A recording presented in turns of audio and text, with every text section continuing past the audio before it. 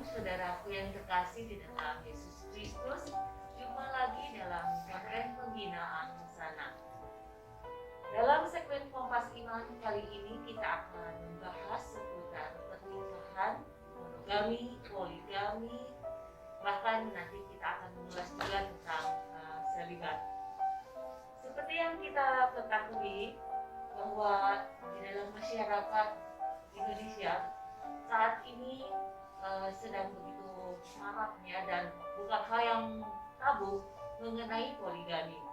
Bahkan kita dapat menyaksikan, mendengar dalam media, pemberitaan media, ada beberapa kelompok yang mendeklarasikan dukungan pada tindakan poligami. Lalu bagaimana perspektif daripada komunitas Kristen untuk memahami masalah seperti poligami ini? Bersama saya, Lina, saya Victor, dan tentunya dengan Bapak Pendeta Chandra Gunawan sebagai narasumber. Begini Pak, yang menjadi pertanyaan bagaimana menghadapi situasi yang sekarang ini cukup ngetren tentang poligami. Sementara yang kita ketahui itu satu ayat pun dalam Alkitab tuh tidak ada yang menjelaskan bahwa Tuhan itu mendukung poligami. Bahkan kita melihat semenjak rancangan awal penciptaan secara ideal Tuhan menetapkan satu pernikahan itu adalah monogami Tetapi bagaimana kalau kita melihat pada masa perjanjian lama kita mengenal tokoh-tokoh, ada beberapa tokoh yang melakukan tindakan poligami, seperti misalnya Lamek yang mungkin orang pertama melakukan tindakan poligami. Bahkan seorang yang kita kenal sebagai bapak orang dengan Abraham, kemudian nabi-nabi yang dipenuhi Tuhan Yakub, kemudian Daud dan Salomo, bahkan lebih dari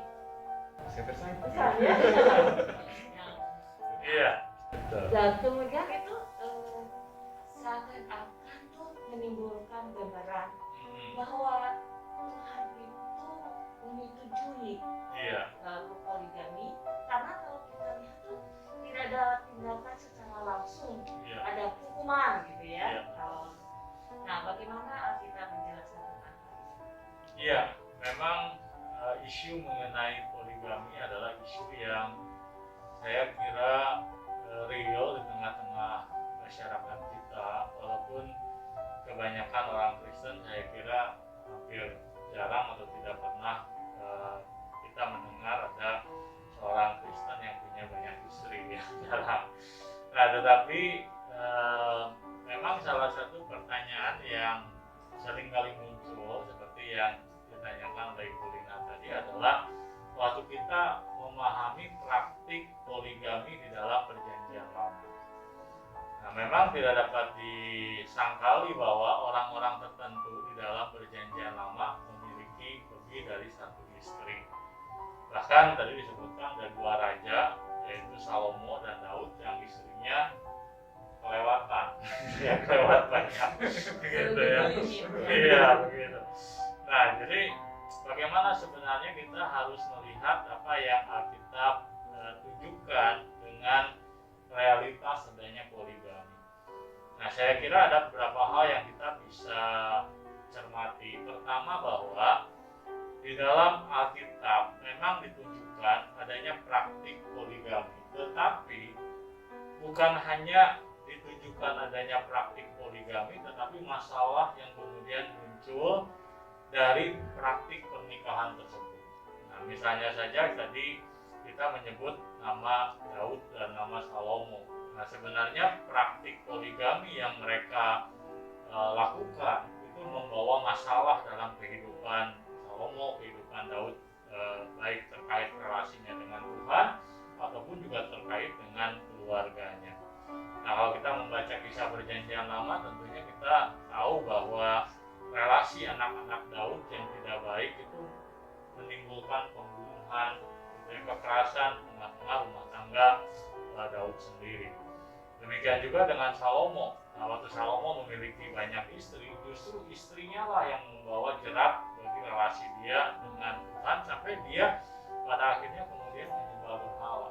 Nah, sehingga kita dapat mengatakan bahwa praktik poligami di Alkitab memang disebutkan, tetapi digambarkan sebagai praktik yang salah, praktik yang menimbulkan masalah.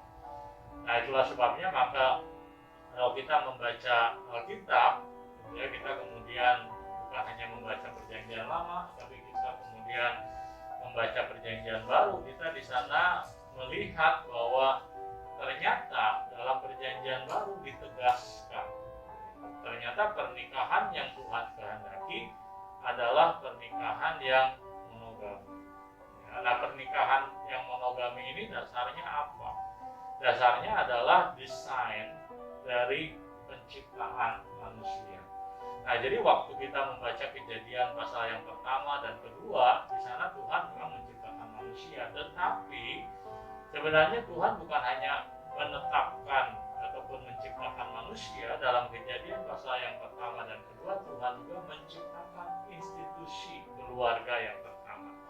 Maka ditegaskan dalam Kejadian pasal 1 dan 2, Tuhan menegaskan pada mulanya itu Allah itu memang menetapkan bahwa seorang laki-laki itu akan meninggalkan ayahnya dan ibunya dan satu dengan istrinya. Dan istrinya itu tunggal, bukan beberapa istri atau banyak istri, gitu ya. Nah, jadi desain daripada pernikahan yang didasarkan pada penciptaan itu menjadi natur dari pernikahan Kristen yang Alkitab ajarkan. Nah, itulah sebabnya maka di dalam iman Kristen kita belajar dan kita juga melihat bahwa pernikahan yang poligami adalah pernikahan yang melanggar natur dari pernikahan yang Tuhan desain. Ya, kurang lebih begitu Ibu Lina dan kita. Nah, itu desain awal Allah berarti kan monogami ya, Pak ya? Betul. Dengan hubungan antara manusia dengan istrinya itu ya. Iya. Cuman ketika itu diterapkan pada manusia yang sudah jauh dalam dosa, jadi desain itu tuh mungkin jadi sesuatu yang orang lihat tuh mungkin rusak desainnya ya. Iya. Jadi terjadi banyak kekerasan dalam rumah tangga. Iya. Bahkan ada orang yang secara skeptis bilang itu pernikahan monogami itu budaya patriarkal yang membuat si wanita itu jadi terkekang dan ditindas sama yang cowok gitu ya. Betul. Dan akhirnya mereka mengusulkan kenapa tidak ikut tren sekarang, living together tanpa ikatan gitu. Nah, gimana kalau menurut Anda? Iya, dan memang banyak orang berpikir bahwa kalau bisa sederhana ngapain dipersulit gitu ya. Ngapain kita membangun sesuatu yang rumit kalau kita bisa bikin yang lebih sederhana. Nah, maka aspek kedua itu saya mengatakan bahwa desain pernikahan Kristen itu adalah natur pernikahan berdasarkan penciptaan. Tapi yang kedua yang kita juga harus pahami bahwa di dalam Alkitab pernikahan itu merupakan sebuah ikatan perjanjian. Ya, ikatan perjanjian antara seorang laki-laki dengan seorang wanita dan dengan Tuhan. Nah, jadi maka pernikahan itu merupakan sebuah ikatan perjanjian yang bersifat permanen dan eksklusif. Ya, maka dikatakan meninggalkan ayahnya dan ibunya, artinya tidak boleh ada orang tiga di dalam rumah tangga dalam pernikahan. Artinya bahwa orang kalau sudah menikah harus mulai membatasi campur tangan dari keluarga asalnya. Jadi waktu dia memiliki keluarga yang baru dalam pernikahan dan pernikahan itu tadi saya katakan dibangun di atas dasar sebuah perjanjian. Nah, perjanjian yang eksklusif dan perjanjian yang permanen. Nah, konsep dasar dari living together adalah bahwa orang kalau nggak suka ya sudah, tinggal say goodbye gitu kan, nggak usah rumit, nggak usah pusing, nggak usah apa. Nah, sehingga kemudian orang berkata kalau memang bisa bikin mudah, ngapain dibikin susah begitu. Dan memang yang kedua yang jadi masalah dari konsep yang tadi disampaikan itu adalah persepsi bahwa pernikahan itu rumit dan bikin susah. Nah, itu sebenarnya adalah konsep yang keliru. Nah, kita memang bisa banyak masalah. Tetapi kita juga tidak bisa hanya melihat sisi negatif dari pernikahan. Nah, memang persoalannya adalah kalau kita memperhatikan pernikahan dalam media-media yang kita lihat, dan yang kita lihat itu adalah memang pernikahan seolah-olah penuh dengan masalah, penuh dengan keributan, penuh dengan pertengkaran, ya banyak dramanya di situ. Padahal pernikahan yang baik juga banyak. Pernikahan yang setelah sekian lama orang menikah, orang menjadi lebih mature, lebih dewasa, lebih matang. Pernikahan membawa orang kepada kebahagiaan. Nah, itu juga banyak, tapi tidak diekspos. Nah, sehingga persoalannya adalah memang pernikahan yang tidak benar, yang dibangun dengan tidak baik, tidak dipersiapkan dengan baik, akan membawa masalah kepada relasi suami dan istri kemudian hari. Maka pernikahan yang dibangun dengan benar, dengan baik, ya, dipersiapkan dengan baik, nah dalam anugerah Tuhan itu akan membuat relasi suami dan istri, bukan cuma relasinya, tapi kedua belah pihak itu menjadi bahagia. Nah, karena tujuan Tuhan mendesain pernikahan itu supaya pernikahan itu mendatangkan kebahagiaan di dalam kehidupan setiap orang yang menikah. Ya, walaupun tidak semua orang punya panggilan yang sama. Ada orang dipanggil menikah, juga orang dipanggil menikah. Ya, selalu begitu. Ya, seperti yang tadi pasangan katakan, ada orang yang dipanggil untuk menikah dan yang ada yang tidak untuk menikah. Iya. Bahkan mungkin kita tahu ya, ada aliran tertentu yang pemimpinnya itu diwajibkan untuk tidak menikah, terlibat gitu. Karena bagaimana Alkitab untuk mengajarkan kepada orang-orang yang dipanggil itu penggebalan, untuk mereka yang memang betul-betul terlibat. Iya, betul. Memang seringkali ada semacam kesalahpahaman di dalam pemikiran orang-orang Kristen ketika kita berbicara mengenai orang-orang yang tidak menikah. Nah, sebagian orang menganggap bahwa orang yang tidak menikah itu akan lebih suci dibanding orang yang menikah, karena dipikirnya bahwa orang yang tidak menikah dia nggak memikirkan perkara-perkara dunia, padahal tidak juga gitu ya. Tidak juga, tidak menikah tidak berarti dia tidak memikirkan hal-hal dalam dunia ini. Termasuk kalau kita memperhatikan di dalam berbagai berita harian, surat kabar yang kita dengar, bahwa orang-orang tertentu yang tidak menikah, pemimpin-pemimpin agama yang tidak menikah tentu bahkan bisa jatuh di dalam dosa-dosa yang muncul karena dia tidak memiliki panggilan untuk tidak menikah. Nah, sehingga itulah sebabnya maka orang-orang Kristen perlu memahami mengenai konsep selibat atau tidak menikah ini dengan benar. Nah, sebagian orang bahkan sebaliknya menganggap bahwa kalau orang tidak menikah itu hidupnya itu nggak lengkap, hidupnya nggak utuh, hidupnya ada yang kurang. Padahal tidak berarti orang tidak menikah itu nggak bahagia, begitu ya. Kalau dia dipanggil untuk memang tidak menikah. Nah, maka kalau kita kembali kepada apa yang kita ajarkan di sini Rasul Paulus, karena Rasul Paulus dia berbicara mengenai panggilan menikah dan tidak menikah di dalam surat 1 Korintus pasal 7, kita akan belajar sebuah prinsip yang penting bahwa baik menikah ataupun tidak menikah adalah karunia Tuhan. Artinya apa? Artinya bahwa orang bisa menikah, orang bisa punya suami, punya istri, Tuhan mempersatukan mereka dengan pasangan, itu adalah anugerah Tuhan. Tetapi orang-orang tertentu yang Tuhan panggil tidak menikah, mereka bukan berarti tidak dapat anugerah, mereka juga mendapatkan anugerah. Maka Rasul Paulus memberikan nasihat untuk orang-orang yang tidak menikah. Apa yang harus mereka lakukan? Mereka harus kemudian menggunakan hidup mereka untuk melayani Tuhan. Nah, Paulus mengatakan sebenarnya mau menikah atau tidak menikah, panggilan kita tetap sama, melayani Tuhan. Problemnya adalah kalau kita menikah, maka ada tanggung jawab tambahan yang kita harus penuhi selain daripada tanggung jawab melayani Tuhan. Ada keluarga yang harus diperhatikan, ada suami, ada istri, ada anak-anak yang menjadi tanggung jawab kita. Nah, sedangkan untuk orang yang tidak menikah, dia bisa menggunakan waktunya lebih banyak untuk melayani Tuhan. Nah, jadi tidak menikah itu bukan alasannya lebih banyak senang-senang, lebih banyak happy-happy, menikmati dunia, bukan. Tapi justru tidak menikah karena dia dipanggil Tuhan untuk memberikan lebih banyak hidupnya untuk melayani Tuhan dan melayani sesama. Nah, maka orang yang merasa bahwa dirinya dipanggil Tuhan untuk tidak menikah, maka hal pertama itu perlu menguji diri sebenarnya, gitu ya. Apakah itu betul-betul panggilan Tuhan ataukah tidak? Karena kita itu bisa salah mengerti kehendak Tuhan. Kadang-kadang kita berpikir bahwa kita tidak dipanggil Tuhan untuk tidak menikah. Tapi sebenarnya bukan dipanggil Tuhan tidak menikah, tetapi barangkali ada trauma dalam kehidupan dia, sehingga dia takut menjalin relasi dengan seseorang misalnya, dan kemudian membuat dia berkata bahwa dia dipanggil Tuhan untuk tidak menikah. Nah, saat dia tidak menikah itu tidak menyelesaikan masalah, hidupnya tetap tidak bahagia.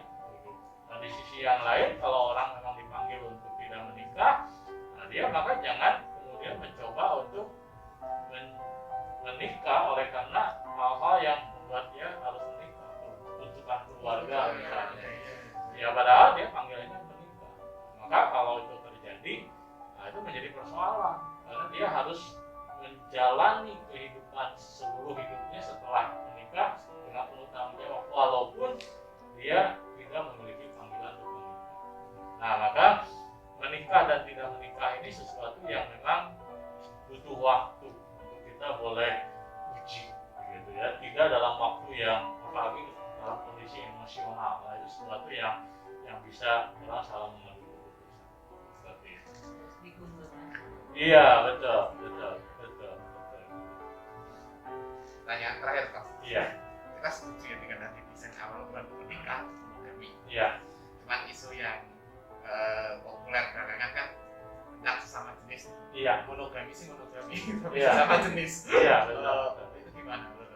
Iya, memang pernikahan sesama jenis ini, pernikahan ataupun kita menyebutnya same sex marriage ini menjadi isu yang sangat hangat sekali, khususnya di belahan dunia barat, oleh karena ini dianggap sudah sebagai hak asasi manusia, ya, bahwa orang yang tidak mengizinkan pernikahan sesama jenis itu dianggap melanggar hak asasi manusia. Jadi hal yang sebelumnya kita anggap salah, sekarang kita oleh masyarakat dianggap benar, dan hal-hal yang kita sekarang anggap benar oleh sebagian orang dianggap salah, gitu ya, sehingga itu menyulitkan sekali bagi orang-orang Kristen, bahkan bagi gereja, karena terkadang dalam kasus tertentu gereja harus menghadapi tuntutan hukum oleh karena menolak menikahkan pasangan yang sama jenis. Nah, sebenarnya problemnya di mana ketika gereja kemudian menolak pernikahan sesama jenis? Nah, problemnya adalah kembali kepada natur daripada pernikahan. Nah, jadi pernikahan ini di dalam iman Kristen dipahami bukan sekedar merupakan sebuah institusi manusia, gitu, institusi yang manusia bangun, tapi institusi ini merupakan sebuah representasi daripada relasi manusia dengan Tuhan, gitu ya. Nah, jadi pernikahan itu pada dasarnya mengikuti model relasi Tuhan dan manusia. Nah, maka di dalam Alkitab selalu digambarkan bahwa relasi Tuhan dan manusia itu digambarkan seperti suami dan istri. Dan sebaliknya, gitu ya, bahwa relasi suami dan istri paralel dengan relasi Tuhan dengan manusia. Nah, maka seperti digambarkan di dalam Alkitab bahwa Tuhan itu digambarkan sebagai mempelai pria dan umat manusia sebagai mempelai wanita. Nah, maka relasi antara relasi pernikahan itu harus antara pria dan wanita.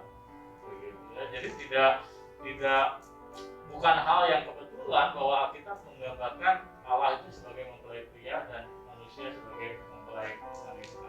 Nah, karena itulah maka di dalam praktik pernikahan dalam iman Kristen, nah pernikahan yang same sex marriage ini dianggap sebagai pelanggaran terhadap natur dari pernikahan itu sendiri. Nah, selain itu secara praktis juga kita menemukan bahwa pernikahan sesama jenis ini menimbulkan masalah. Ya, kalau dia misalnya ingin memiliki anak, kemudian dia mengadopsi anak, nah anak ini kan bingung perannya, ya, betul. Dia bertanya ibunya mana?